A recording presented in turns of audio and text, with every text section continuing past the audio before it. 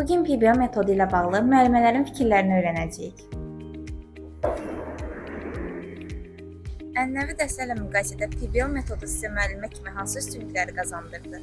PBL metodu ənənəvi metodla müqayisədə həm tələbəyə, həm müəllimə aktual problemləri həll etmək, maraqla bu prosesdə iştirak etmək və təbii olaraq keçmiş illərə nisbətən hər il daha yaxşı bir ideyalarla, yaxşı bir fikirlərlə problemləri həll etməyə kömək edir. Və düşünürəm ki, bu nəinki müəllim üçün, bu həm tələbə üçün bir üstünlükdür gələcək həyatında və karyera inkişafında. PBL-in əsas fərqlərindən biri də odur ki, müəllim artıq keçmiş aktual olmayan bir məlumatlar toplusu ilə mühazirələr demir. Müəllim çalışır ki, aktual mövzulara toxunsun və burada tək aktiv rolu müəllim oynamasın. Aktivlik 50-50-yə bölünür demək olar ki, bəzən hətta tələbələr tərəfindən daha böyük rol verilir sırf aktivliyə. Misal üçün, hansısa bir problem qoyulanda ortaya, bunun həlli üçün tələbəyə ilk öncə hansısa bir məlumatlar verilmir. O özü araşdırma prosesində çox aktiv şəkildə iştirak edir və hansısa bir ideyanın həllinə kömək etməyə çalışır. Ənənəvi dərslərlə müqayisədə PBL metodu sizə müəllimə kimi hansı üstünlükləri qazandırdı?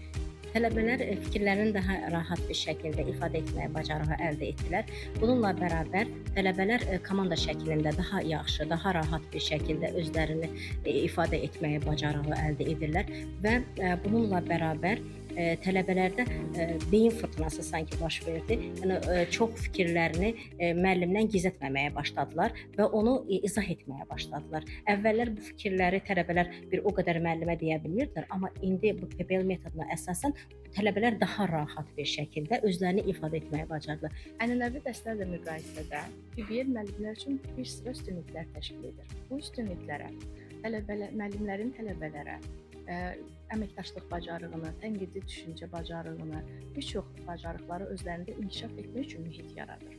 Nəticə etibarilə deyə bilərik ki, müəllimə artıq PBL dərslərində bilik verən yox, yönəldici və idarə edici rolda olur.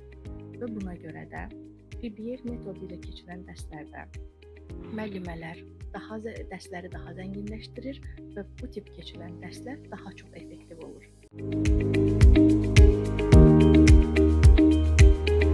Ənənəvi dərslərlə müqayisədə PBL metodu sizə müəllimə kimi hansı üstünlükləri qazandırdı? Dekorativ tətbiqi sənət fənnində PBL metodu ilə keçirilməsi düşünürəm ki, tələbələrə sənətin və əl işlərinin əhəmiyyətini daha dərindən öyrənməyə kömək etdi. Tələbələrimiz komandalara bölünərək müxtəlif texnikalarla, müxtəlif materiallarla işlənməyi, bununla da yanaşı öz fikirlərini, öz kreativ düşüncələrini bir-biri ilə müzakirə etməyə daha çox kömək göstərdi komanda PBL layihəsində.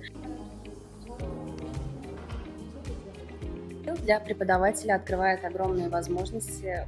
Учитель может попробовать себя в роли наставника. Я думаю, что это отличная возможность проявить себя как и ребятам, так и учителям. Я думаю, что этот проект на самом деле позволяет раскрыться не только ребятам, но и преподавателям. Ребята активно участвуют в вопросе, активно работают на уроке. Преподаватель, естественно, их направляет, помогает в решении каких-то проблем. Я думаю, что это будет очень удачный проект.